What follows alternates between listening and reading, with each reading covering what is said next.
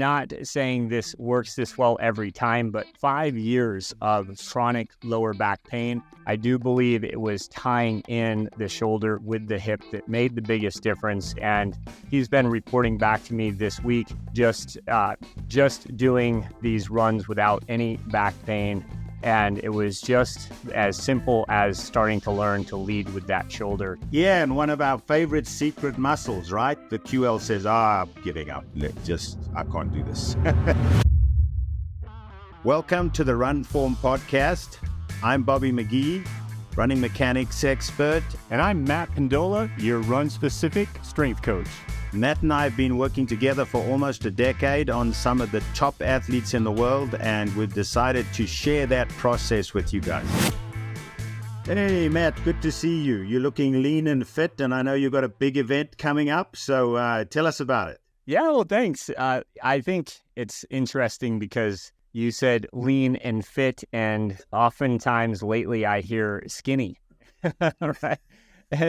And it's interesting to me how people perceive fitness and health, right? Because in the winter, I do get after heavier weights. I do more of my base training. I do some light running, but I do put more of the strength as my focus in those winter months. And so there's a certain amount of, I guess you would say, bulking, if you will, that I appear to look a little bit bigger. And then you start to get in your running and you start to emphasize more of that. And of course, sure, you start to get a little bit more streamlined. I prefer to think of myself as lean and mean, baby. Lean and mean.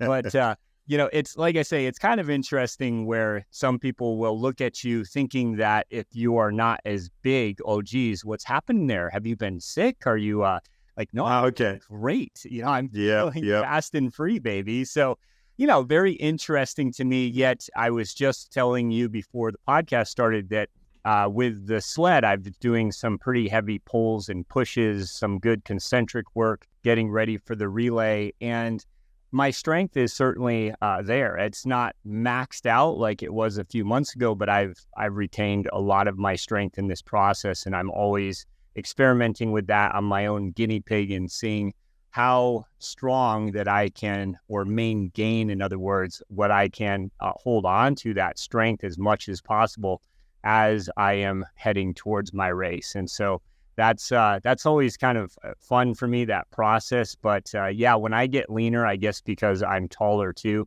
then people think I've been sick or something. But I feel great, and I feel lean and mean. So I feel ready. Oh, that's fantastic. I have an old friend, Bruce Fordyce, who's won the Comrades Marathon 9 times, that 55-mile jaunt in South Africa that they do every year, that, 20,000 people do every year. Fantastic race. But whenever you would arrive at the hotel before the race, you'd go, Bruce, you look like shit. You must be really fit. So it's like completely gaunt and so on. And just on the flip side of that, Bruce is a string bean of a man, is a tiny little individual, really, really thin. And, people know you're going to be running 50K. You're basically running 30 miles, ultra marathon type stuff in a relay format. And 2 days before, you are pushing a heavy sled, right? There's not a lot of ultra marathoners out there that are going, that computes completely for me. I got to get back to my sled. Right. Yeah, so my acronym for FIT there would be focused intentional technique, torque, tension, right? That's what I want to establish within those 48 hours. And, to be clear, I just did 4 sets and pulling the sled 3 yards back and pushing 3 yards forward. So it's not a lot of work. It's minimal effective dosing for sure. But, I think it's kind of fun to talk about this a little bit for people listening that are curious about my intention behind something like that. I've looked at how an athlete prepares or tapers, and if you don't use it, you lose it, so to speak. So it's about coming off of what I was doing, which was 10 sets of that kind of work. So 4 sets of that work is minimal effective dosing for sure. It's all concentric with this drill that I'm talking about with the sled. That's why I love the sled. If you can get a sled, and it doesn't take a lot of yards, I have 3 yards available in my garage gym. So it is doable and certainly well worth it. There's so much you can do, especially in your sort of championship phase work with the sled, that I really like to incorporate, because it is all good concentric work there. So yeah, a lot of fun, and I'll report back on how that's worked for me after the event.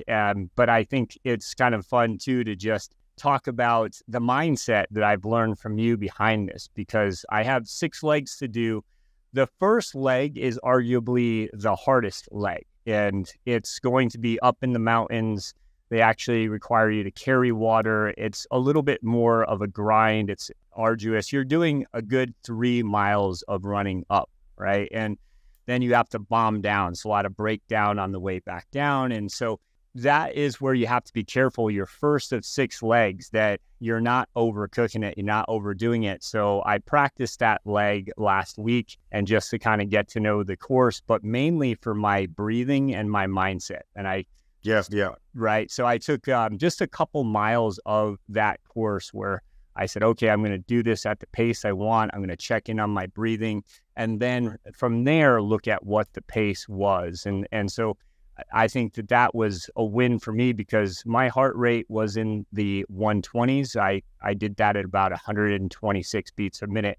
In other words, knowing that I can maintain that for all 6 legs for sure. So, that's what I'm going to go off of in my first leg. The first time I ever did the Odyssey, I think that year I was able to run the fastest leg forward time of the event, but man, was I trashed after that. So, Oh, yeah. Yeah. Oh, yeah. So, it'll be fun to come back with a little bit more experience and learning from you, quite honestly, about leaving the ego at the door a little bit more, and having more of that androgynous sort of effect for my racing. So. Yes, exactly. Yeah, just a much more expansive defensive. There's just in that series of statements that you made, there's so many, core principles that I'd love to explore on further podcasts. So important. Like I had like 10 things to question and to ask about that, right? The whole pacing concept, setting your knees on downhills, the technique on how to run downhills, not to destroy yourself eccentrically, all of those things, So, if people are writing in and giving comments and stuff like that, if any of those resonate for you that you guys would like to hear about, just let us know, because, we can go down those pathways as much as we know.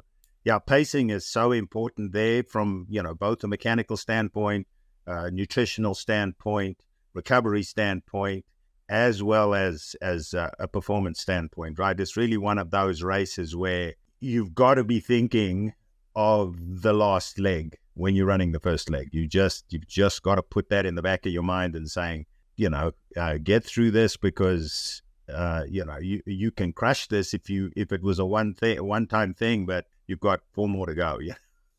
Yeah. Last thing I'll say about this, but I just happened to be talking to a guy yesterday that he's doing RunFORM, so that's awesome to hear. And he actually beat me in a race last year. And it was interesting because for that race, I was pretty fit. Maybe I'm never completely satisfied with my race readiness probably, but I was fit enough. And the first thing in my mind was, well, I'm the defending champion. I've won this race before. So I'm going to go out and I'm going to lead this race. And I'm ranked first. So I should probably be in first. And I'm going to be up there. So anyways, it's a long climb at the beginning of this race. And I led it the way that I shouldn't have, because I knew my heart rate was climbing up too high at parts, but I was already in the lead. In races, trail races especially, we're also on a single track now. So you have to let the person go ahead of you if you know that you're not keeping the pace. So I just kept the pace, knowing I was going a little hard, hoping I would recover more after, and that really never came. And when it came time, he pulled up beside me and said, hey, let's work together next few miles. And it wasn't long until he started dusting me, right? So it was a good way for me to learn that in not only the experience side I'm talking about, but also just that with the type of pacing that I was doing at 175 pounds, even when I'm lean, that's my lean weight, and racing against a guy like that who's coming in at about 155 pounds, right? So, having the best race for you and knowing what works best for you and your current conditions, including things like your physiology, your mechanics, but also looking at just your overall work that you are doing with a race like that, I would have been able to finish much, much faster had I been a little bit more patient in the process in the first few miles and hung back a little bit. So I told him, next time I'm going to be just working behind you because you're the smart one, right? So learn the hard way, but it's fun. Yeah, there's just no way around that learning process, and that learning has to be cognitive, right? So we've got responses to stress. We've only got 3, right? We can fight, we can fly, or we can freeze. And none of those cover endurance, right? Because endurance is like I'm committing to something that's stupid long, and my brain can't wrap its head around it. My life's not in danger. And so ego steps to the fore and says, well, dominate while you can. You're a big 175-pound fit guy. Just stamp your authority on this race, and then physiology fights back, right? The realities fight back. Yeah. Oh, yeah. Right. So it's interesting at the beginning of what you said, and this will, and we can go into our core material after this. But at the beginning of what you said you never feel quite fit enough. And I have a rule that I have is if an athlete feels they need 2 or 3 more weeks of preparation, then they are perfect. Mm-hmm. They are in the right place to race. You've got to go into the race feeling like I could have done a little bit more, especially with the longer races. Yeah. It's the same. It's the same principle as if I'd known I was going to go so well today, I would have started off a little faster. It's the same thing, right? Absolutely. Yeah, no, I'm really glad you brought up that last point, because I think most of us with performance mindset, we're tough on ourselves and we'll never give ourselves permission to say, yeah, I'm ready, right? That's part of it too. So I love what you just said. I'll remember that for this weekend and realizing that, yeah, no, actually I'm ready. No excuses in my mind, and also just really enjoy what you did to get there, and think about that process for the success you want that day, because you probably are a lot more ready than you believe, right? Yeah, and it reduces expectation. If you feel you could have done a bit more, then you just get off your own case, So it's a very complex thing, right? It's not only knowing the information, it's internalizing that by going in a little undercooked, I'm feeling vulnerable. I'm respecting the race. I'm respecting the distance. I know I can't make a lot of mistakes. And when you go in and you feel like you're really, really fit, then you make mistakes, right? Because you think you can overcome them. So you're just a little too aggressive, a little bit too cocky, and that kind of thing. And 9 out of 10 times in a long race, it bites you in the butt. Yeah, for sure. Yeah, no, and so I think when it comes to you and I talking and people saying that, first of all, I love that we have so many people giving us these testimonials for the podcast. What I will say is that I would love to get some of that knowledge out there over the next, especially few months, what we have talked about over the last 10 years. And I tend to have that diarrhea of the mouth, right? Because I really want to share everything that I can. I get so excited, but I am proud of the fact that what I'm hearing is that people are really absorbing what we're talking about, and that I think that we are putting this in digestible chunks. But love, like you say, to get that feedback from people, what we can talk about more to help you. And don't hesitate to, even just, you can direct message us, or you can send us questions on the website. There's an email address that I'll return any questions that come out there for you. So just go to that. But would love to hear more from you guys, get more input on how we can help you guys more. And so that being said, I know today we're going to talk a little bit more about the shoulder. I have plenty of stories, even recent situations that I want to talk about that's really helped with the shoulder complex and understanding how we actually lead and use our shoulders in our running program. That's fantastic, Matt. And we also decided before the podcast if we would include the arm, right? So we would include the elbows, which are a critical piece of the conversation. We would include the wrists. We would include the hands. And unlike what I've done in the past, I'm going to go through the mechanism thinking of it from a running perspective. I know a lot of our listeners are triathletes, but from a running perspective, what happens with the shoulders, the elbows, the wrists, and the hands? Firstly, from a function standpoint, and I know you'll have a lot to add with that, and also just knowing that because of the swim and triathlon, there's a lot more muscle engaged in the shoulders, in the upper body. It also changes what that runner has to carry, right? As a triathlete. So, it lowers the VO2 max, the more muscle mass at the top, your power to weight ratio changes.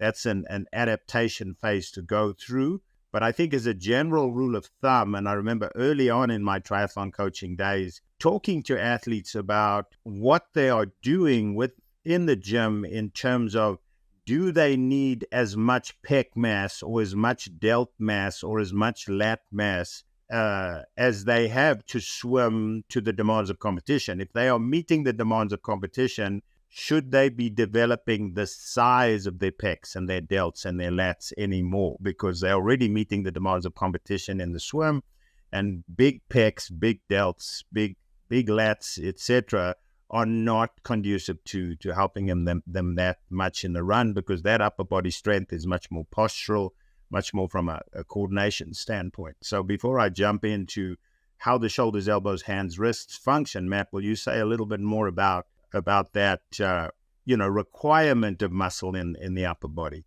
Yeah, no, that's a great question, because when you're talking about the upper body mass, first of all, there is a difference potentially between women and men there, right? And so we do see that because of our increased levels of testosterone, I'm talking about with men, then we do end up having a little bit more of that androgynous effect where we can put on mass a little bit easier in our upper body. There's more fast twitch there than the lower body. And so there's a few different variables to think about. And if we look at the amount of volume we're doing with our upper body, if we are in the pool, then we certainly have to look at focusing a little bit more on our strength in that, I would say, 3 to maybe 7 rep range, and just really making sure we're getting in good, focused, intentional technique, torque, and tension there to avoid unwanted mass, right? And so that's one of the things that I would look at with, I'm talking about the major muscle groups, and I'm not talking about the little guys. I'm a big fan of doing a lot of accumulation when it comes to the smaller muscles that support our posture, keep our shoulders in good position, etc. But when it comes to the chest and the lats and the delts, then we're looking at those strength ranges in, generally speaking, that 3 to 7 rep range, which will really help us to get really strong, but won't add additional mass to our bodies. And when you look at that, some people would say, "Oh, I know somebody who actually got much bigger with, say, doing 5 to 7 reps, and I don't want that." Well, remember, as an endurance athlete, and this is really covers the spectrum for most endurance athletes, there's always outliers, but you're burning so many calories. To build on extra mass does take a lot of extra calories, but you can essentially still measure, or you can use even the mirror as a good test for that. How are you coming along, and are things staying balanced the way you want them to be? Because you can be, in my opinion, at times too strong. And that, for example, with me would be if I'm getting ready for a sub 5 minute mile goal, I'm going to do that this year as a goal overall, then I'm really going to push my strength pretty high. So I did my first phase of that this year already. And that is my main goal for a shorter distance. So is that optimal if I were going to try to run my best marathon this year? No, it's not, right? So realizing that I can run pretty optimally for those longer distances, but choosing there and what kind of size, mass do I want for what distance, what goal. Those are all important factors to consider. I believe that's what you're referring to there, Bobby, with the strength training side of things, right? Yeah. And also just for people to consider their soma types, right? So, of course, obviously, form fits function. What you do the most of will be what you get the most from. And when you're in an endurance sport, realizing that endurance activities are addictive, but so too are strength and condition activities addictive, right? So people can overdo both sides of that. And you've got to keep bringing that conversation back to performance. And then also consider your body type, your soma type, right? Your somatotype. Are you more ectomorphic? So in other words, you can do a lot of strength work and stuff like that, and you're not going to put on a lot of bulk. Or are you more mesomorphic, right? So you tend to put on bulk quite easily. Just keep referring back to the demands of competition. What do you need in the swim? What do you need in the run? And then adjust, as you say, the intrinsic muscles, the small muscles, the little guys, as you call them. They are the key bits when it comes to function and it comes to balance and coordination, all those things. But just be aware that that endurance is a physiological activity, right? And it is dependent on your VO2 max, which is your body's ability to utilize oxygen per kilogram of body weight per minute. The bigger that number is, the better. And so avoiding the pitfalls of losing weight to perform, right? But rather having the weight that has you perform optimally is what you're looking for.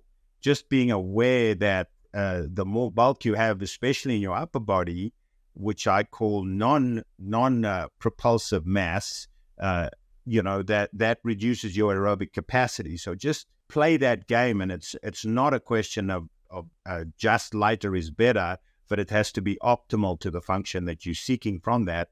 And then, of course, above function always comes health and well-being. That is the most important key to think about. Yeah, and I think this in itself, we should have another podcast on, because I'm always talking about the differences between accumulation and intensification and rep ranges and time under tension. And of course, that's always a fun topic. But I think we could certainly delve into that more. Let's make that a podcast in itself to talk about that, because I flip the switch a lot of times. We are talking about the shoulder today. So I will say that one of the simplest things that I do like to start with is accumulation for those postural muscles, for the muscles that are more auxiliary, the ones that are going to support our primary muscles, because I oftentimes find that, especially in the back of their body, they're really undertrained. So the beginning, I do actually look at more accumulation, more muscle endurance for those smaller muscles, especially in the back of the shoulder, for example. So we can look at how we can connect the dots a little bit better with strength endurance, being able to hold our posture longer, starting with the basics. Basics are always the best to me. So we will go with accumulation or higher rep ranges when it comes to something as simple as holding a T position when you're laying prone down on the ground, head down, and just holding your arms out to the side like a T, raising them up with maybe 2.5, 5 pound plates and holding that for a minute. Those type of exercises are really important, especially I think to start with for most athletes, because they do tend to be undertrained when it comes to the little guys. Absolutely. All right. Well, let's get into this, right? So, when we started this series of podcasts, we started with a great toe, and there was a reason for that, right? So that big difference between running and cycling and swimming in terms of load bearing is that on a flat road with the bike, with the correct tire pressure, the rolling resistance is very low. You've got some air pressure from the front, right? But you don't have to really combat gravity, all right? And similarly, you're in a very low gravity environment in the pool. You don't have to combat gravity. But in the run, even though your cadence might be 90 steps a minute per foot, right? Of that less than a second that your foot is involved in the entire cycle from hitting the ground to hitting the ground again, right, which is less than a second. Your ground contact time is in the millisecond range, right? 200 milliseconds, somewhere in there. That's when your foot is on the ground. And when you're talking about shoulders, you're talking about hips, you're talking about wrists, any of those things, they basically responding and reacting and acting off impact, right? You go into the ground, everything is determined by the quality and the positioning of that impact, all right? And then how do they, in that whole cascade from impact to mid-stands to toe-off, what is the body doing, right? So the shoulders play this huge part of counteracting and counterbalancing and assisting in that process. So if you think about it, when your foot hits the ground, all right, the opposite shoulder is as far forward as it's going to get, right? And it's oscillating through the T-spine if you're doing it correctly, right? So that shoulder is forward, the opposite hip is forward, right? Now, where people get confused is what is the difference between the central movement of the shoulder moving forward and the peripheral movement of the arm swinging forward, all right? And that's where we got that Velcro drill from. That's where I designed that Velcro drill so that people could tap in to the shoulders are responding to the hips in a contralateral fashion. And then the upper arm and the elbow is responding to the shoulder. So it's not the elbow that leads, although it ends up out in front there, all right? A disconnect is when that hand starts to extend, when that elbow starts to open up, right? So that shoulder comes forward, then we go into the ground, right? And then we want an arc, all right? We don't want a downward movement with the forearm like in sprinters. We want an arc, right? So the arm swings, the elbow swings back, but it's following the shoulder, right? So if you get to the middle, now your shoulders are square, your pelvis is square, you're in mid-stance, right? What then happens is the elbow keeps swinging. It's a longer lever. It keeps swinging backwards. It's taking the forearm, the wrist, the hand with it, all right? But it's going to the side because if it stays on plane, it started in front of your chest, all right? And if it stays on plane, it's going out.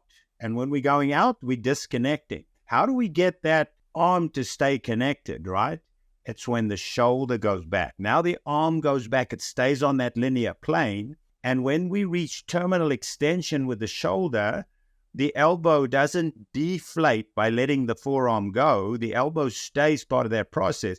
And it now starts pushing the shoulder forward. All right. So that's that connection. So the shoulder is just from slightly forward to slightly back, and the arm is exaggerating that motion. All right. So the explanation that I probably end up giving most is that imagine if you had no lower body, you had no legs, and you had to run with your elbows. Your elbows should follow the arc that your knee would follow, right? That's the kinetic chain. So if you were running on parallel bars with a flat top, rubberized, and you had some rubber on your elbows, all right, and you went forward with the elbow and you grabbed that parallel bar and then you pulled yourself forward along that bar. That's the plane of the arm. Is there spinal rotation? Yes, there is spinal rotation. But the idea is reach, catch, and then the primary movement is draw the elbow back, but the elbow's following the shoulder back. All right, so that brings us to the wrist and the hand. Just, I think, in case people don't know, when you mentioned the Velcro drill. Yeah. So the Velcro drill I designed many years ago, actually in the lead up to the London Olympics. I was working with an athlete that ended up winning a bronze medal, and we were using the Velcro drill at that stage. So you imagine that in the middle of your forearm, you have a piece of Velcro, right? So halfway between your wrist and your elbow, you have a piece of Velcro on the inside of your arm, right? And then you also on the midline of your chest down the side, just behind your serratus, basically, you have another piece of Velcro that matches this piece of Velcro. So you've got some elbows sticking out the back, and you've got some wrist and hand sticking out the front. So your arms are forming basically, isosceles triangle, right? So equal angles all around, okay, if you connect your thumb to your shoulder. that's where you stick your arms with the shoulders down to the side of your body. So the Velcro drill is running without your arms. And what that does is it elicits the correct shoulder response. So your shoulders will oscillate. They will reach forward and pull back in correspondence to your opposite hip, right? So left shoulder, right hip, and so on. So when people do the Velcro drill, they connect themselves. They realize they have no arms to counterbalance. They have no arms to correct mistakes that they are making posturally. So they get nicely stacked and they feel how the shoulders should function. And then the last part of the Velcro drill is they get that rhythm. They see that running. And the beautiful thing about the Velcro drill, people feel terribly uncomfortable. But if they have a poor arm action and you video them from the back, and then they do the Velcro drill where they shut their arms down altogether, they go, oh my goodness, I look so much better without my arms than when I have my arms going. So people visually see, wow, less arms is better, right, than too much arms, all right? So what that does is it stops the elbow oscillating open and closed. It engages the shoulders as they should be engaged, because a lot of triathletes tend to want to hold their shoulders square. And I've had countless conversations with coaches like that, like, oh, no, your shoulders are square and your arms move off that, but they don't. Shoulder back, shoulder forward, shoulder back, right? And then the last part of that Velcro drill, where once they have established that connection and they've established that rhythm and that shoulder oscillation, they then loosen the Velcro, but they just follow the shoulders as opposed to oscillating the arms up and down, either becoming the little drummer boy or pushing the shoulders too far back and becoming the dying quail where they're flailing away with their forearms only, right? So those two things, moving the hands down powerfully is a bad idea, the little drummer boy, and then having those, upper arms all the way back and flailing the forearms behind you, especially with loose wrists, that's a problem, right? So that would be the Velcro drill addresses and corrects that. So much so that I've had athletes use this mid-race in world championship races, literally going, I feel myself starting to lose it. My arms are coming up. They're off plane. My chin's gone up. I've popped the top. Great way to fix that.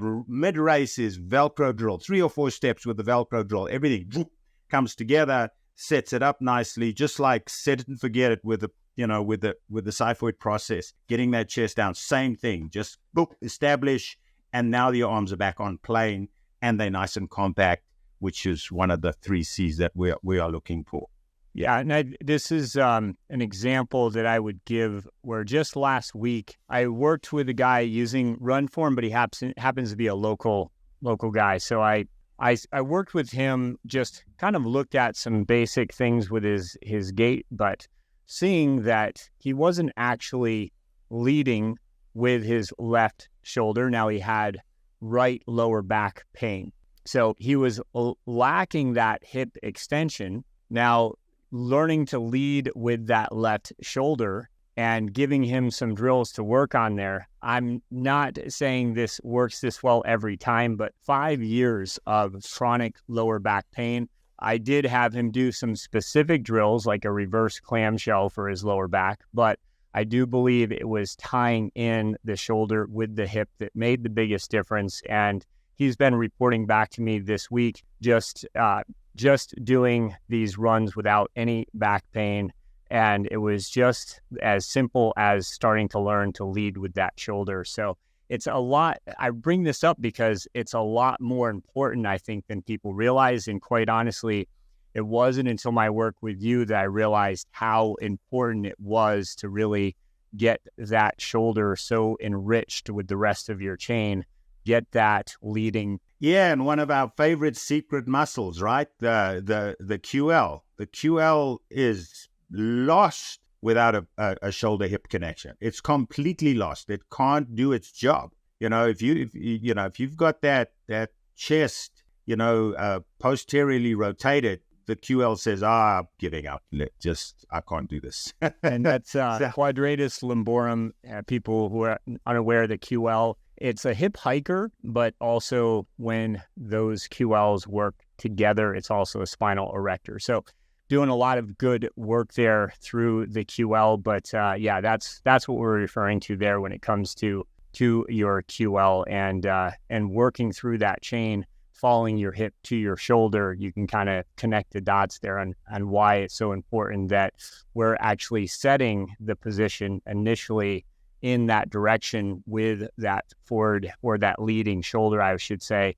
And that helps to wind up the connective chain, if you will, or in other words, we're talking about arm chain today, but starting with the arm chain, I think in our minds is going to be really hard to do. So what I encourage people to look at or to do is listen to all of our podcasts foot up. And now it should really start connecting if you've been listening to all. Yeah, it's important back to the old 3D conversation, right? That when it comes to shoulders, it's a dynamic stack. It's a moving stack, right? So there's that X position where the left shoulder's forward and the right hip is forward, and then the opposite of that. So there's that X crossover, serape, spiral line.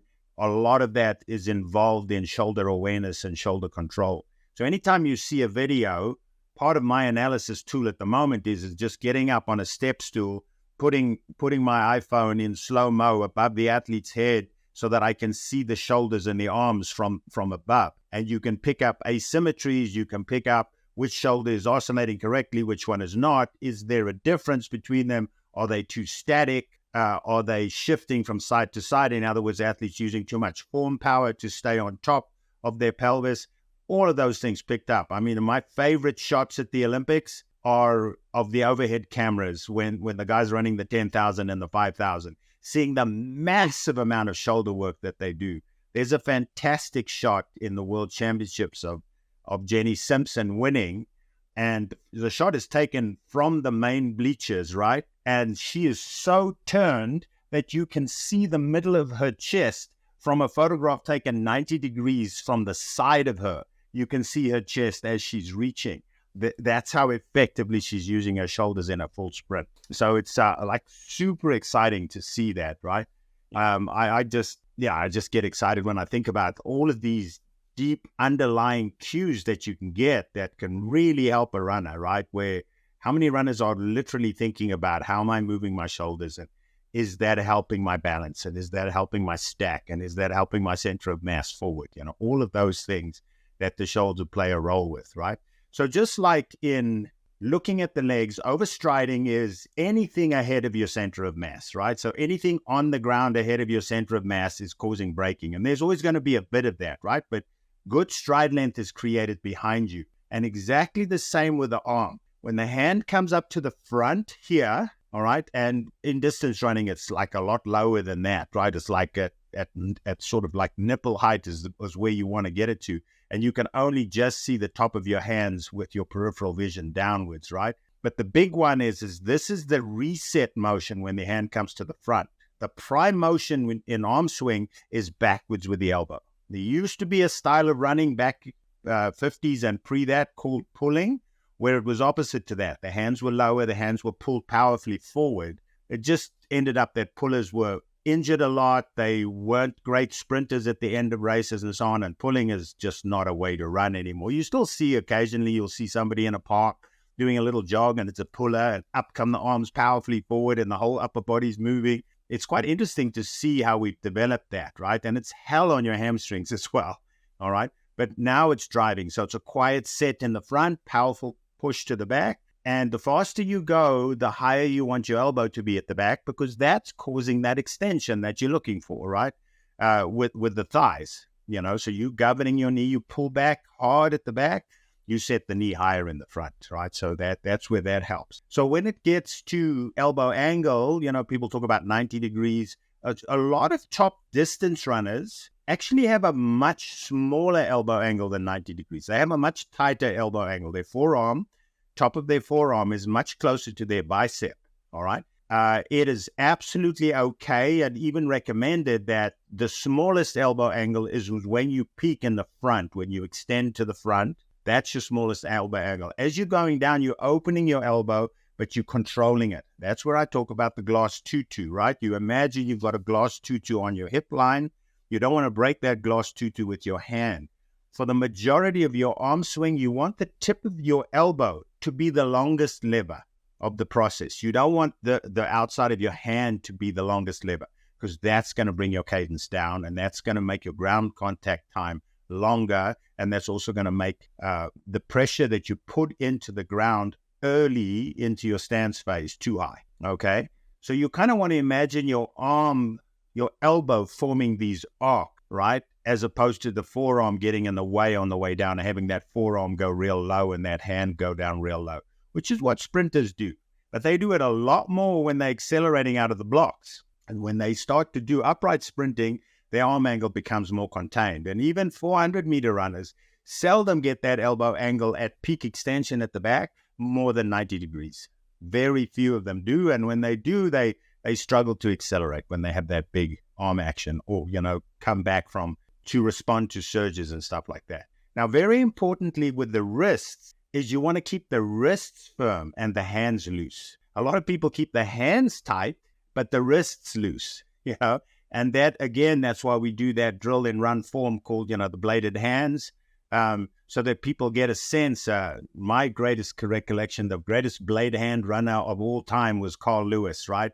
He had those outstretched hands that would come right past his ears, right? And when he went back, it was just like a buzzsaw going straight back, just beautifully, like cleaving through the air. It was like classic, Greek god running, But it was a good example of firm wrists, right? But most distance runners now have this loose hand action, all right? And they have their thumb on their forefinger. They're not holding on to their thumb. Again, that creates tension, all right? And then a nice little secret clue is it's really so much easier to control your foot strike by using the palm of your hand, right? So if you overpronate, you might find that your opposite hand is doing this. It's pronating tremendously, right? And the opposite foot's doing that. So I have most of my runners, once I feel that their ankles are strong enough and so on, I feel like if the thumb is slightly inside of the little finger of the pinky, right? So just turning those hands slightly inwards. Hands on top, back of your hands pointing to the sky, disaster. Worst disaster is if you're an external rotator, is to have those hands facing upwards, palms to the sky. That's a disaster as well. So just slightly turned in so that when you get straight back, that hand is perfectly upright. The thumb is on top. The thumbnail is pointing to the sky, all right? And the side of your hand with your pinky, that outside of your hand, your karate chop angle, all right, that's pointing straight down. But as you come forward, it's slightly turned inwards. And I can just see myself with runner after runner after runner, just when they set up, just tweaking their hands, getting them slightly twisted inwards is a really key component, right? So again, not something you want to think about a lot, but it's one of those things where you set it, you get a picture in your head, you know how your hands want to move, right? Because again, from a coach who's working on RunFORM's perspective, telltale signs of the shoulder being stuck or something going on with not getting further back is opening of the elbow, because they are running out of space for the knee to come up. And so they create more dwell time by opening the elbow, or they try and get more extension, which they're not getting out of their shoulder as they should, by flicking their wrist down. So you get a lot of runners run with these flicky wrists where they're trying to get back with the hand, It's just fascinating to what I think the upper body is almost your biggest tell when you're working on mechanics. You can pick up so much from how the shoulders, both in terms of vertical oscillation and forward and back, right? Elbows, wrists, hands work, okay? And then taking that tension out of the fingers and the hands. Yeah, I think it's important to discuss a little bit more about stability, right? Because stability is your ability to reduce unwanted or excessive movement, right? And so when we understand that concept, and I think especially when it comes to the hips, then there's been so much talk about that, right? I've got to get my side butt, my glute med stronger, right? And while that's true, I think we tend to neglect the rest of the chain because it all has to work together, right? So I'll give a couple examples of this. One, if we're in a half kneeling position and we have a kettlebell up, so we're grabbing it by the horns, the bottom of the kettlebell is facing up, and we're slowly pressing that weight in a half kneeling position to the sky. That is going to really test the stability of the shoulder, but very localized, right? So we're really looking at the shoulder itself. And I like to use that one if I'm especially working with somebody in person, just because they say, oh, it's my grip. My grip's not good.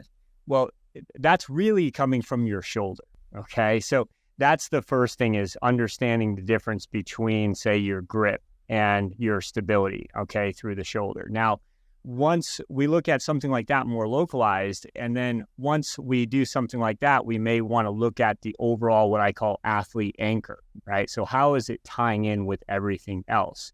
So a test that I just gave to some performance athletes last week was the renegade row. And very interesting that with the renegade row, you're in a push-up position, except for your hands are now on kettlebells. And ultimately, I like to have in 20% approximately body weight in each or under each hand, okay, for the kettlebell. Now, can they row with a single arm in that position? So your feet would be wide and the kettlebells are narrow to your midline. And what you tend to see is that shoulder that has trouble leading during your run gait will have trouble providing stability there. In other words, you got to push down into the ground with, for me, it's my left shoulder. As you row back with your right arm, that is really testing that left shoulder. It's the arm that's down that's really being challenged, not the arm that's rowing so much. Now, for swimmers, it's a really nice ipsilateral test as well, because it goes left shoulder, left hip to really keep yourself stable. We don't want to see that the hips are swiveling at all. Okay, so the hips must stay neutral. And that's a quick way to find out integratively or throughout your entire chain, how is this working for me, right? So what I look at there is if the hips can stay nice and set, and if they are able to do equal rows on both sides, okay, with that weight. Now, some people, they might have to start higher elevation and get to the point where they are even doing something like that off of a bench so that they can maintain that hip control. And they may have to start with dumbbells to make it less challenging on the stability in the shoulders. And in fact, I suggest that most people do start that way. But the point is that we are looking at both that local stability, that localized stability in the shoulder, and then also how does it integrate or how does it connect with the hips in that position.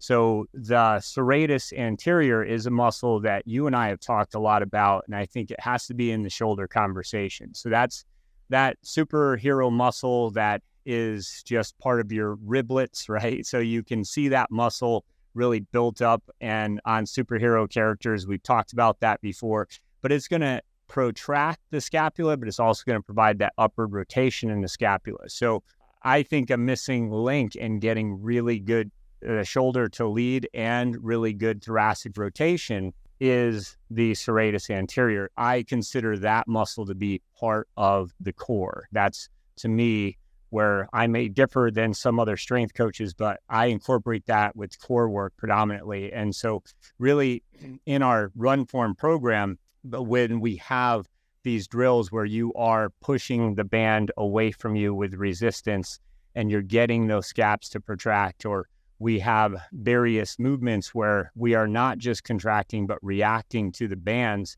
that is all a lead up to start to really get that stability, the mobility in the shoulders, start to connect it with the rest of the body. That's why we are giving drills on your feet in our RunFORM exercises, especially in the banded dynamics. And also why in week 4, we introduce body blades, what you're talking about with the form drills, because now we've had a chance to really get those muscles set, connecting, working together.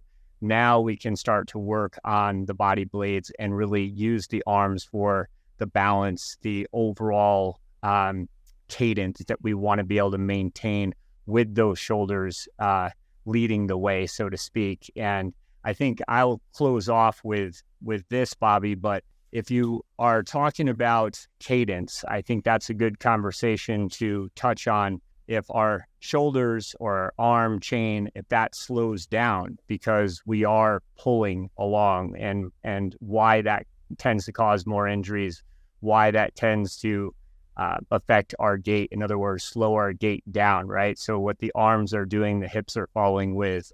I'd love to have you finish with that part. That is fantastic, Matt, because I had a set of 6 points here that I wanted to mention to close with, and one of them was clearly cadence, right? So it's probably the second biggest determinant of cadence is elbow angle, right? So you close that elbow angle, then your cadence will automatically come up. And people need to remember that your brain is much closer to your shoulders and your arms and your hands, and they are much more neurally rich than your legs are.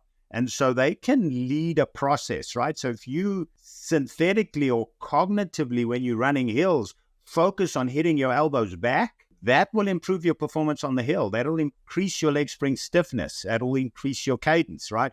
All of those things play into that. And to just even say more than what you said, when you start connecting things, all right, and you start moving from a central basis, right, and your whole body's intention is to move your center of mass forward, you start to understand that any of these extraneous movements, like elbows opening or wrists softening, have an impact on your ankles, have an impact on your knees, have an impact on your hips. So what your shoulders do, all right, greatly impacts your hips. If your shoulders are operating and your elbows and your hands are operating separate from what your legs are doing, now you've got those massive power leaks going on, right? So that neural rich ability with the arms in running being less fatigued than the legs, and to be able to say to your arms, well, you suckers move, the legs will go, oh God, okay, we'll follow the arms, and that's what you're trying to do, right? So it's not only a conversation in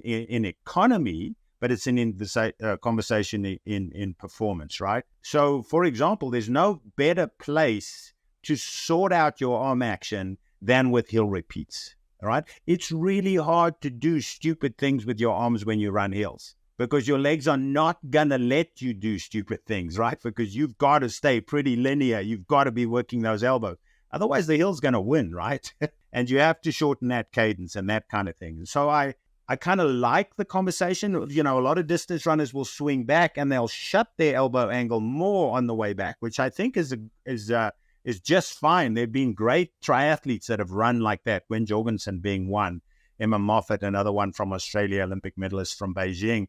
They close their elbow on the way back, and they have this really powerful through swing because that arm is really in that shortened position, right? So I'll often shout to a triathlete that runs economically like that, now I want big arms when you're accelerating in that last half mile or that last kilometer, right? Just let that hand come away a bit, because it'll bring that knee up and it'll start to extend that stride when economy is no longer a factor. You've just got to hoof it now, because a lot of athletes are so well trained, but they haven't trained how to sprint. And arms are a big part of teaching yourself to sprint as an endurance athlete. So, Matt, that was absolutely amazing. I don't know if you got one last response to that, but thanks again, buddy. You lead me down these pathways that bring out conversations that are unconscious for me and that I only bring out when I see an athlete. So it's very rare for me to be able to have a conversation, and it would only be with you, right? So when I'm being interviewed, the interviewer doesn't know which questions to ask unless they are, either biomechanists or something like that. But it's cool with you because you're talking about an area that I have less expertise on, but it brings out an understanding within me and how I've overcome answering the questions of what I'm visually seeing with an athlete's kinematics.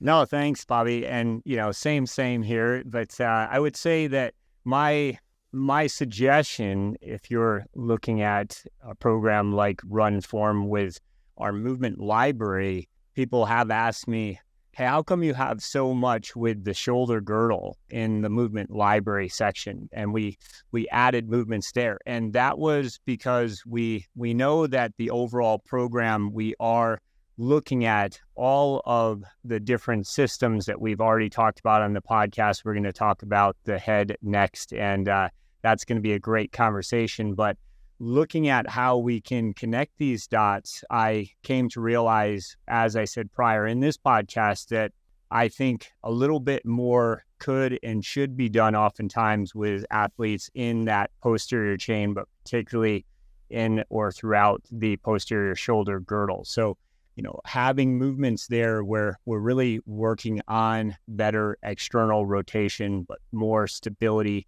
having that effect that we want throughout our chain, it is so neurally rich through our shoulders that I think having a little bit more time that we're spending to really get that correct goes such a long ways for the rest of our cadence. And so that's where we do tend to see that, geez, if I put in some more corrective exercise training, then I'm going to actually solve some problems I'm having down the chain as well. So, there is a point where you've gotten, as I said before, the side butt as strong as it's going to get. Now, where is that missing link? Well, we have to work a little bit more through our obliques, through our lateral line. We have to have better stability.